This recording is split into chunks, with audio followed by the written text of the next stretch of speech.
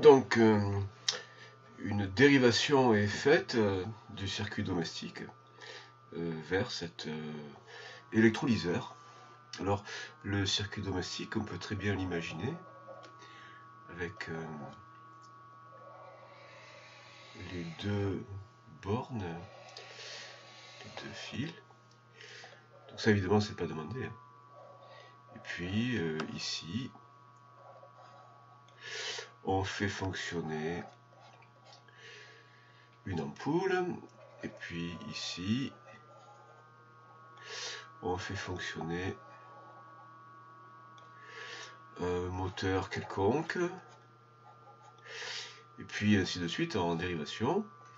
Puis là, il y a l'alimentation l'alimentation venant du secteur de l'extérieur. Et puis, on prélève une petite fraction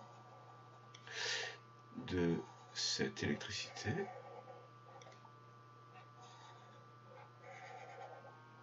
Alors aujourd'hui, on n'a plus de courant continu naturellement, mais le montage en parallèle de tous vos appareils est toujours utilisé pour que tous les appareils soient soumis et alimentés par la même tension. Et donc, aujourd'hui, on n'aurait pas une borne plus et une borne moins, mais là, oui, dans la première réalisation d'un circuit domestique, il y avait une borne plus et une borne moins. Donc la borne plus, eh bien, elle est ici.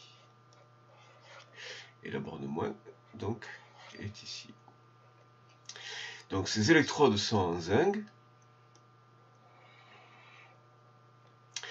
La solution contient des ions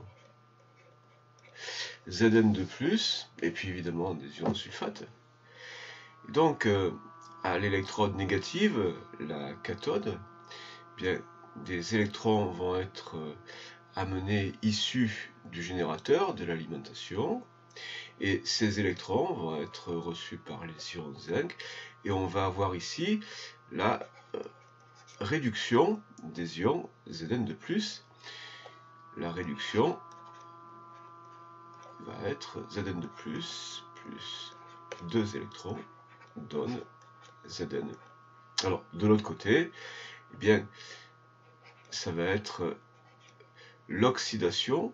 Ici, on va avoir l'oxydation de l'électrode en zinc, et de ce côté-ci, on va avoir Zn donne Zn2+, plus 2 électrons. Et on n'a que 10% donc de l'électricité issue du secteur, issue de l'alimentation générale, on n'a que 10% là qui vient alimenter cet électrolyseur. Donc le mouvement des porteurs de charge, évidemment, les ions Zn2+ sont, alors ils existent déjà dans la solution, ils sont aussi produits par la réaction d'oxydation à l'électrode, et les ions, ils se dirigent vers l'électrode négative, vers la cathode évidemment. Ici, dans l'électrode, sont amenés les électrons issus du secteur de l'alimentation générale, et puis de ce côté-ci, les électrons vont être retournés vers l'électrode et vers le circuit extérieur. Donc là, on a fait 1 et 2 en fait. Donc, quelle électrode a été prélevée pour mesurer la consommation d'énergie? Évidemment, le dépôt. Eh bien, le dépôt se fait sur la cathode. Donc, 1, 2, 3. Le dépôt, c'est la réduction des ions Zn2+, et le dépôt, c'est sur la cathode, l'électrode négative. Alors, si vous voulez un petit moyen mnémotechnique, vous pouvez utiliser l'expression canapé. Mais ça attention, ça ne marche pas pour les piles. Donc c'est à prendre avec précaution. Ça ne marche pas pour les piles. Donc là, pour un électrolyseur, vous pouvez utiliser cathode négative, anode positive. Alors maintenant, quelle est la consommation d'électricité qui correspond à ces 52 grammes de zinc déposés? Alors, ces 52 grammes de zinc, il va falloir que on les traduise étape après étape en quantité d'électricité et en intensité consommée. Alors, la première transformation, la première relation, ça va être avec la quantité de matière de zinc. Alors, on a MZN qui est donc égal à 52 grammes, et ça, on va pouvoir en déduire la quantité de matière de zinc. Donc, quantité de matière, petit m sur grand M. MZN sur grand M ZN. Donc 52 et la masse molaire 65,4. Alors ça fait 0,795 mol. Alors ensuite, cette quantité de matière de zinc, eh bien, elle est liée à la quantité de matière d'électrons. Et la quantité de matière d'électrons, c'est 2 fois cette quantité de matière de zinc, à cause de ce coefficient stoichiométrique 2. Et donc on a N électrons égale 2 fois N Zn, c'est-à-dire 2 fois 0,795, c'est-à-dire 1,59 mol.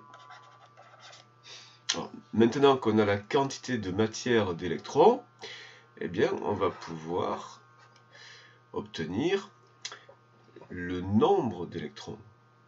Donc, le nombre d'électrons, c'est la quantité de matière d'électrons multipliée par le nombre d'Avogadro. Donc, on multiplie ce 1,59 par le nombre d'Avogadro. Bon, à 2 chiffres ou à 3 chiffres, là, ça ne changera pas grand-chose. À 3 chiffres ou 4 chiffres, je veux dire. Et donc, on obtient 9,57 10 puissance 23. Alors, à 2 chiffres ou à 3 chiffres ou 4 chiffres, ça ne changera pas grand-chose. Évidemment, à la fin, on s'arrête à 2 chiffres, hein, naturellement. Donc là, c'est le nombre d'électrons. Alors maintenant qu'on a le nombre d'électrons, on va pouvoir en déduire la charge électrique qui aura été transportée par tout ça. Et donc la charge électrique, la quantité d'électricité, c'est la charge électrique d'un électron multiplié par le nombre d'électrons. Donc la charge électrique mise en jeu pour un électron, évidemment en valeur absolue, 1,602 fois 10 puissance moins 19, multiplié par ce nombre d'électrons, 9,57 10 puissance 23. Et donc ça donne 153 000, etc. Donc 1,53 10 puissance 5 coulombs.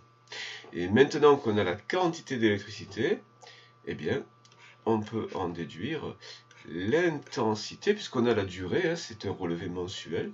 Donc l'intensité, elle est liée à la quantité d'électricité, c'est la quantité d'électricité divisée par la durée. Et donc, on aura I égale, alors cette quantité d'électricité, 1,53 10 puissance 5. Ah non, on a oublié quelque chose. On a oublié quelque chose. Je dis on, mais c'est je. J'ai oublié quelque chose sur la lancée. C'est que cette charge électrique, cette quantité d'électricité qui a circulé, eh bien, c'est seulement 10%. de ce qui a circulé. Et donc, ce qui a vraiment circulé, le total, ici c'est juste ce qui a été prélevé, mais le total en fait c'est 10 fois plus, puisque ça ne représente que 10% du total. Et donc c'est 10 fois cette quantité prélevée, Q prélevé.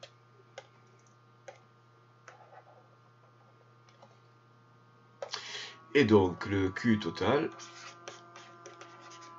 c'est 1,53 10 puissance 6 coulombs. Et maintenant, on peut en déduire l'intensité. Donc l'intensité, c'est la charge électrique, la quantité d'électricité divisée par la durée, donc divisé par 1 mois. Donc 1,53 fois 10 puissance 6. Et puis la durée, donc, c'est 1 mois. Alors, une heure, c'est 3600 secondes.